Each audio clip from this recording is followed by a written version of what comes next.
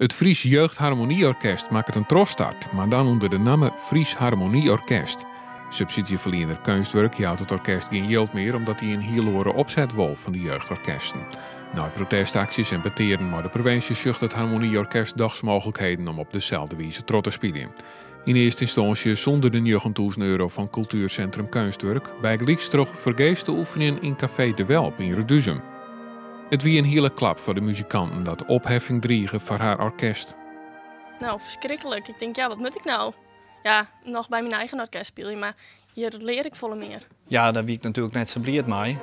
Kunstwerk vindt dat het Fries Jeugdharmonieorkest net prikkelend genoeg is en geen variatie biedt voor jongeren.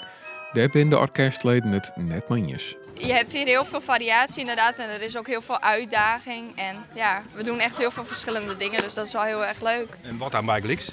Nou ja, we hebben vorig jaar een heavy metal concert gedaan, maar we hebben ook een opera gedaan. Dus ja, het is wel heel erg verschillend van elkaar. Kunstwerk wil in de toekomst met projectorkesten werken. De Frieske jeugdbrassband is intussen al ophouden, maar het Harmonieorkest jouwt net op. Het gaat hier om de Frieske top en dat moet je behouden. Dit is gewoon een vaste setting.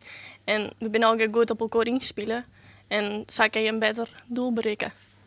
Vaste dirigent is ook wel noffelijk. Ja, absoluut. Dat is gewoon een must. Je leert hier echt ook dingen met stemming en we doen ook warming-up en zo. Dus ja, het is echt heel anders dan bij een plaatselijk orkest. Je leert echt heel veel.